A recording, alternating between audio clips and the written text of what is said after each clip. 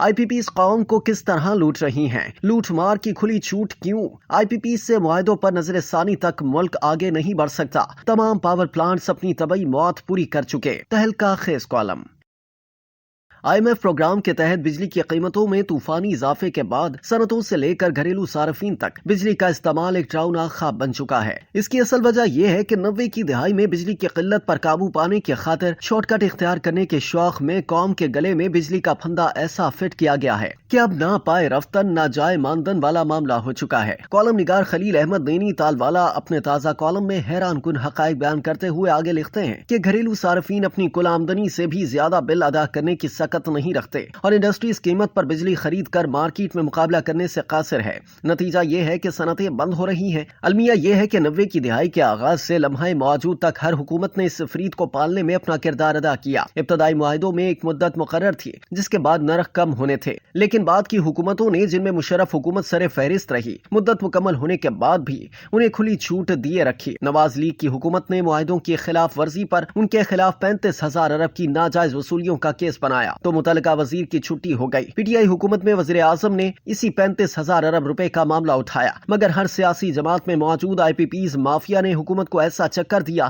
کہ نہ صرف 35,000 ارب کی اضافی ادائیگیوں کا معاملہ صرف نظر ہو گیا بلکہ معاہدوں میں تبدیلی کر کے ٹیرف میں کمی کی شق ہی غائب کر دی گئی۔ کالم نگار کے مطابق آئی پی پیز قوم کو 3 طرح سے لوٹ رہی ہیں۔ اول، ابتدائی معاہدوں میں شامل کیپیسٹی پیمنٹ کی شق کا فائدہ اٹھا کر بند پاور پلانٹس بھی سینکڑوں ارب لوٹ رہے ہیں۔ دوسرا، بار بار بجلی کے نرخ بڑھا کر۔ تیسرا نقصان یہ کہ پاکستان میں لگے ہوئے قریباً تمام پاور پلانٹس 50 کی دہائی کے ہیں جو اپنی طبعی مدت پوری کر چکے ہیں اور اس وقت بے پناہ فیول خرچ کر کے معمولی پیداوار دے رہے ہیں۔ نتیجہ یہ ہے کہ قوم فی یونٹ 24 روپے اضافی دینے پر مجبور ہے۔ کالم نگار نے وزیر توانائی کے اس موقف کو بھی غلط قرار دے دیا کہ ہم معاہدوں کی پابندی پر مجبور ہیں۔ دنیا کا کوئی قانون یک طرفہ لوٹ مار کی اجازت نہیں دیتا۔ معاہدوں کی پابندی کرنی چاہیے لیکن ڈکیتی اور لوٹ مار کی نہیں۔ حکومت کو چاہیے کہ قوم کو اس لوٹ مار سے نجات دلائے۔ آئی ایم ایف تک یہ کہہ چکا ہے کہ کیپیسٹی پیمنٹ ختم ہونی چاہیے۔ ہم سمجھتے ہیں کہ کیپیسٹی پیمنٹ ہی نہیں، تمام پرانے تھرمل یونٹ بند کیے جائیں۔ اس حقیقت سے انکار ممکن نہیں کہ آئی پی پی سے معاہدوں پر نظر ثانی تک ملک آگے نہیں بڑھ سکتا۔ وفاقی وزیر برائے توانائی اویس لغاری نے آئی پی پیز کے معاہدوں پر نظر ثانی کرنے کا اشارہ دے دیا ہے۔ اویس لغاری کا کہنا تھا کہ موجودہ آئی پی پیز کے کانٹریکٹ کا جائزہ لے رہے ہیں جو ہمارے فائدے میں نہیں ہوں گے، انہیں خیر بات کہہ دیں گے تاکہ عوام پر سے بوجھ ختم ہو۔ ان کا کہنا تھا کہ بجلی کے معاہدوں پر ایک طرفہ کارروائی نہیں کر سکتے۔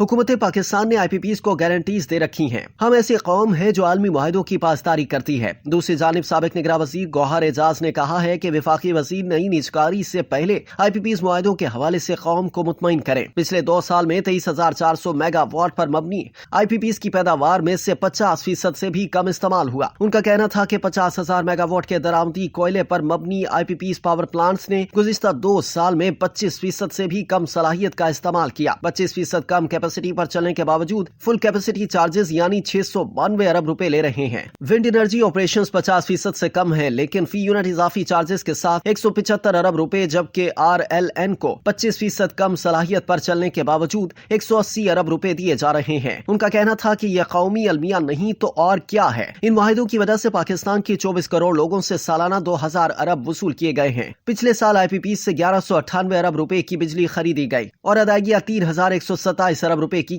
گئی۔ کالم نگار نے ایشیائی ترقیاتی بینک کی چشم کشا رپورٹ کا حوالہ دیتے ہوئے لکھا کہ ایشیائی ترقیاتی بینک کے ایشین ڈیولپمنٹ آؤٹ لک میں پاکستان کی معاشی صورتحال کا جو منظرنامہ پیش کیا گیا ہے وہ حوصلہ افزا نہیں۔ ایشیائی ترقیاتی بینک کے مطابق رواں مالی سال کے دوران ملک میں مہنگائی 15% سے نیچے نہیں آئے گی، جبکہ معاشی شرح نمو بھی 2.8% تک محدود رہے گی۔ یہی نہیں بلکہ اگلے 10 سال تک ملکی معیشت خطے کے دیگر ممالک کے مقابلے میں آدھی رفتار سے آگے بڑھ سکے گی اور اس دوران قرضوں پر انحصار کرنا پڑے گا۔ ایشیائی ترقیاتی بینک کی یہ رپورٹ حکومت کے لیے چشم کشا ہونی چاہیے۔ محض تخمینوں سے معاشی اہداف حاصل نہیں کیے جا سکتے۔ حکومت کی موجودہ پالیسیوں میں نہ تو صنعتی شعبے کا فروغ شامل ہے اور نہ ہی زرعی شعبے کا۔ بجلی کے موجودہ نرخوں کی وجہ سے صنعتی پہیہ رواں رکھنا ناممکن ہوتا جا رہا ہے، جبکہ توانائی کی ناقابل برداشت قیمتوں کی وجہ سے چھوٹی بڑی تمام صنعتیں بندش کا شکار ہیں۔ ملک میں صنعتی پہیہ بلا تعطل رواں رہے گا تو ہی عوام کو روزگار کے نئے مواقع میسر آئیں گے اور قوت خرید میں اضافے کی وجہ سے مہنگائی کے اثرات کم ہو سکیں گے۔